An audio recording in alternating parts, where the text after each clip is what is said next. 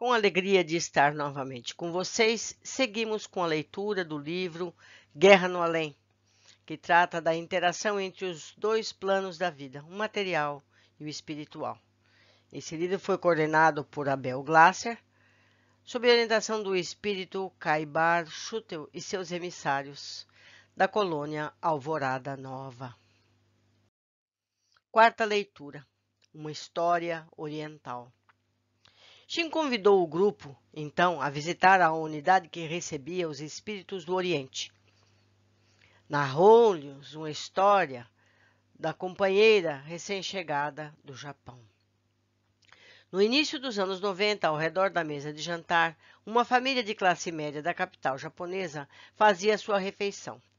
A residência dos Harada não era diferente de milhares de outras, espalhadas pelo país.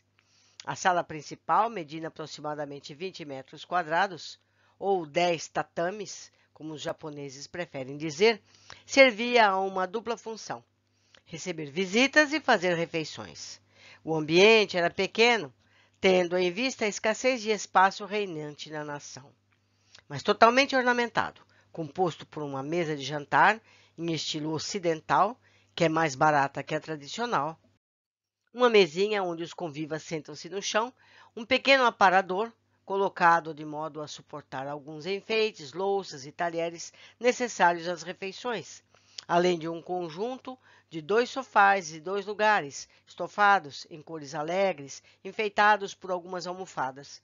Simpática mesinha lateral trazia algumas fotos das últimas férias da família, em típicos porta-retratos. A mesa de centro, em madeira clara, continha alguns objetos decorativos e cinzeiros. Finalmente, espalhavam-se por diminutas estantes aparelhos de som e vídeo, utensílios que não podiam faltar num lar japonês. Num canto isolado havia um estandarte representando o shintoísmo, religião oficial do país, servindo de altar de orações. Nesse contexto de grande metrópole, espaços exíguos, rotina estafante, filas, transportes públicos lotados, refeições rápidas, faces tensas e indiferentes. Vivia Satiko, bancária, com seu cônjuge, que lutava para manter-se sempre em dia com seus afazeres profissionais e domésticos. Oprimida, como muitas das mulheres orientais, por uma sociedade machista, além de viver competindo no seu ambiente de trabalho, ela não possuía em seu lar o lugar adequado para a sua estabilização emocional. Hiroshi, seu esposo, jantava circunspecto e não admitia conversas durante a refeição. Engolia a comida mecanicamente, mal retirava o olhar do prato, sem saborear o misoshiro, que é uma sopa típica à base de soja, nem agradecer o carinho da companheira por ter feito naquele dia seu prato preferido, um suculento sukiyaki, que é um cozido de legumes com carne movida. Rude e carrancudo, lançava olhares de reprovação às mínimas manifestações dos filhos adolescentes à mesa. Em determinado momento, Satiko resolveu consultar o marido para saber se poderia mudar de emprego, pois estava cansada no seu ritmo de trabalho e não mais se sentia bem no seu ambiente profissional. Hiroshi, estive pensando, falou baixinho e aguardando um minuto antes de prosseguir, a fim de obter o aval do esposo. Como ele não disse nada, prosseguiu. Gostaria de sair do banco. Verifiquei que estão precisando de secretárias numa corporação anglo-americana. Admitem para o trabalho em meio período, pois a função é exclusivamente traduzir correspondências recebidas e enviadas. Falando o essencial, sem muito argumentar ante o temor reverencial que possuía do marido, ela se calou. Não, você não deve deixar o atual trabalho. Os filhos se entreolharam e continuaram a comer. Satiko, ganhando fôlego, continuou. Por que acha assim? Tenho os meus motivos, você não iria compreender. Poderia tentar ouvir minhas razões. Agora não, estou indisposto. Falamos depois. Sabia que essa resposta colocaria fim à discussão, pois Hiroshi não mais retornaria ao assunto. Ousou insistir. Preciso sair do banco. Estou saturada de obrigações. Já não dou conta do serviço doméstico. Bobagem.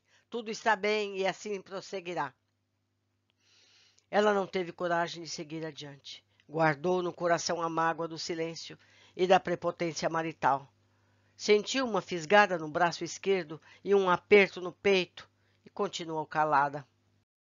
Fim da refeição, após algumas atividades de lazer, tais como leituras ou programas televisivos, retiraram-se todos para dormir. A madrugada oprimia Satiko, que não conseguia adormecer. Não só pelas dores que vinha sentindo, mas sobretudo pela injustiça sofrida durante o jantar. Ela estava profundamente deprimida. Ensaiou acender a luz do quarto para voltar ao assunto com o marido, mas acovardou-se. Preferiu as lágrimas solitárias que lhe rolaram pela face entristecida. Acostumada a ouvir de seus pais, das irmãs, dos filhos e dos amigos que a mulher não deve opor-se ao marido, como mandava a tradição oriental, ela fechou os olhos e tentou desligar-se da vida. Eram muitos anos de sofrimento calado e profundo. Seu coração estava aprisionado enquanto seu espírito ansiava por liberdade. Durante essas reflexões que acompanharam a sua insônia, sentiu-se mal. A taquicardia fez-se presente. Ela soluçou baixinho, agitou-se um pouco na cama e notou que estava incomodando o marido. Retirou-se para a sala no diminuto apartamento onde moravam. Sentada em uma pequena poltrona, continuou seus pensamentos. Novamente uma falta de ar assaltou-a e ela voltou a agitar-se. Seu coração falhara, desta vez de forma súbita e definitiva, desligando-a da vida material, sem, contudo, responder-lhe às questões. Entorpecida, ela somente voltou a despertar em nossa unidade oriental, aqui no posto de socorro. Por que ela não foi diretamente para a colônia? Indaguei. A sociedade oriental, no plano físico, apesar das metamorfoses que vem sofrendo, continua opressora com relação à mulher. Deve ela obediência ao esposo, e ao desencarnar, não tendo preparo suficiente, não se desliga dessa subjugação com facilidade. Precisa de orientação e nada como um estágio na unidade Sol nascente para voltar ao seu estado de reequilíbrio. Depois disso, poderá seguir para a Alvorada Nova, respondeu Shin. Temos aqui o desenho da unidade Sol nascente. É o estilo japonês. Seguindo. Meus companheiros não se surpreenderam com a informação dada pelo nosso guia, visto saberem que as comunidades do Oriente, incluídas as do Oriente Médio, possuem determinados conceitos tão estratificados que os encarnados dessas regiões, ao desencarnarem, encontram muita dificuldade de adaptação às regras e aos hábitos das cidades espirituais que privilegiam a igualdade entre seus habitantes. Portanto, todos conhecíamos a importância do estágio nesse posto de socorro 109, quando, gradativamente, tais espíritos retomam o prumo do equilíbrio através dos ensinamentos cristãos, sem o império da opressão, do preconceito ou da discriminação de qualquer espécie. Começamos a visitar a unidade do Sol Nascente. Possuía lindas colinas cobertas de árvores e flores, várias construções em estilo oriental, formando uma pequena cidade, cujas alamedas eram revestidas de pequenas pedras acinzentadas, mas brilhantes, num conjunto harmônico e tranquilizante. Como vocês já devem ter observado, disse Shin, apontando ao longe, essa unidade possui várias construções, uma delas assemelhando-se ao antigo Palácio Imperial do Japão, porém com 3 andares somente. Em torno de todos os prédios existem jardins típicos do Oriente, que servem de bálsamo e palco de meditação para muitos do que aqui se encontram. São todas construções japonesas? Indaguei. Não. Há representações de todas as etnias orientais, respondeu mansamente Shin. Dirigimos-nos a uma edificação que parecia um templo budista. Na sua entrada, ainda do lado de fora, vimos a imagem de Buda, sentado. Ingressando, notamos um hall com grossos pilares de sustentação, que nos dava uma sensação de amplidão, diante do pé direito alto e do suave clima que lá dentro podia ser sentido. Os sons eram mínimos, prevalecendo o silêncio quase pleno, mas não a taciturnidade. Era um ambiente convidativo à meditação. No andar superior, dos 2 lados, observamos uma série de camas, colocadas lado a lado, seguindo toda a nave do templo, onde se encontravam entidades adormecidas. No fundo, havia um altar, onde um monge, com expressão serena, fazia uma oração. Todos no local estavam usando kimonos brancos. Interessante essa forma no trajar, argumentei. O uso do kimono permite a todos uma maior integração ao cenário e a familiaridade desejada ao ambiente, tal como na crosta. Aqui, os espíritos recebem orientação ecumênica, ou seja, palestras educativas, de acordo com os fundamentos das várias religiões existentes no plano material, especialmente na parte oriental do globo. Podemos ouvir alguma palestra? Perguntei o curioso. Por que não? Se quiserem, podem vir por aqui, disse-nos apontando por um corredor que se situava no lado direito da nave central.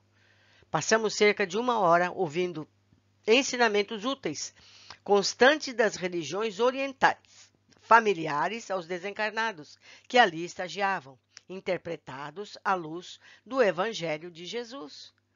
Circundamos a sala com o olhar e verificamos que no teto, no imenso saguão, havia a imagem de um sol iluminando todo o recinto.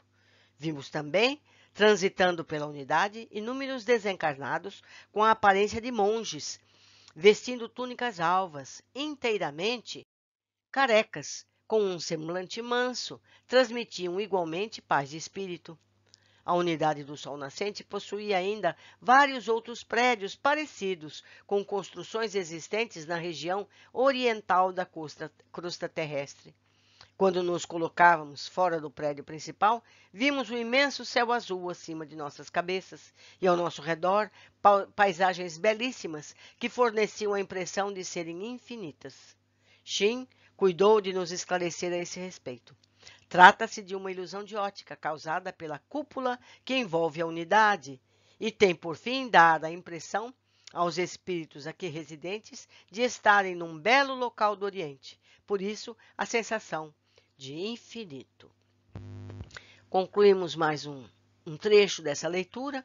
Espero que estejam felizes com esses novos conhecimentos. Deixo aqui meu e-mail para que possamos nos comunicar além da área específica aqui do YouTube. Um grande abraço e até a continuidade de nosso livro.